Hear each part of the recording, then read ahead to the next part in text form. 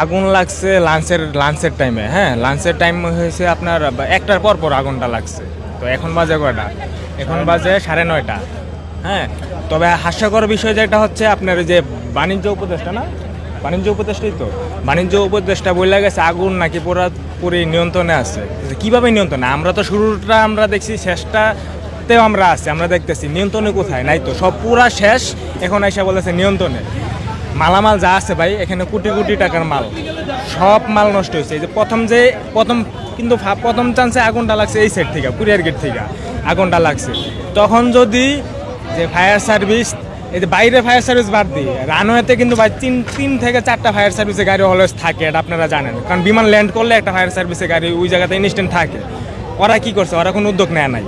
প্রথম চান্সে ওরা কোনো উদ্যোগ নেয় নাই, নিলে আগুনটা বড় হইতো না। আর বড় যেহেতু হয়ে গেছে, ফায়ার সার্ভিসের গাড়িগুলো বাইরে আটকানোর কী দরকার ছিল? ওরা আটকায় দিছে একটাই কারণ জানতে চাইলে বললে যে পারমিশন লাগবে, ডিসি পারমিশন, যারা সিনিয়র কর্মকর্তা যারা আছে তাদের পারমিশন লাগবে। হ্যাঁ, এদিকে পারমিশনের জন্য গাড়িগুলো আটকে আছে, আর এদিকে সব পুড়ে গেছে। যদি এমনটা হইতো, শুরুটা হয়েছে কুরিয়ার গেট থেকে। বান্ডেল থাকলে প্রতি সেনমানিতে টাকা বাঁচবে।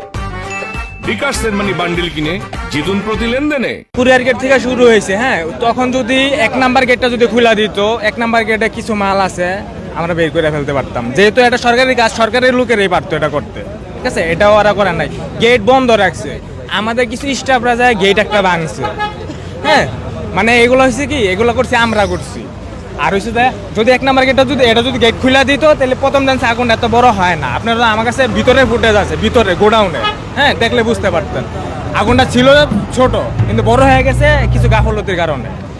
আমার দায়িত্ব আছে এখানে, আপনার আছে, যারা আছে, আমরা এখানে এয়ারপোর্টে যারা বিজনেস করে সবাই আছে। হ্যাঁ, তবে আটকা দিছে এখানে গেটের লোকেরা, যারা এই গেটের যারা দায়িত্বে ছিল, ওরা আটকা দিছে গাড়িগুলো ঢুকতে পারে নাই। পানির লাইন, হ্যাঁ ভাই, বলছে যে 4টা ফায়ার সার্ভিসের গাড়ি 4টা ভিতরে আছে। হ্যাঁ, এগুলো কিন্তু সবসময় থাকে।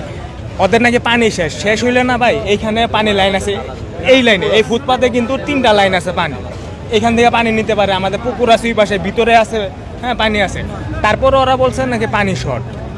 কিন্তু গাফলতি এটাই, ওরা গাড়িগুলো ঢুকতে দেয় নাই। আমরা ছিলাম, আমরা দেখছি, আমরা সবই দেখছি। এইখানে গেটে ঢুকতে দেয় নাই।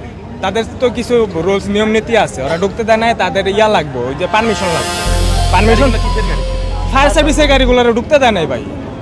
ফায়ার সার্ভিসের গাড়ি আমরা দেখছি, এখনো দেখতেছি। এই যে বাণিজ্য উপদেষ্টা বলে গেছে আগুন নাকি নিয়ন্ত্রণে, এটা তো দেখলাম। কি নিয়ন্ত্রণে? এই যে আপনারা দেখেন আগুন এখনো আছে।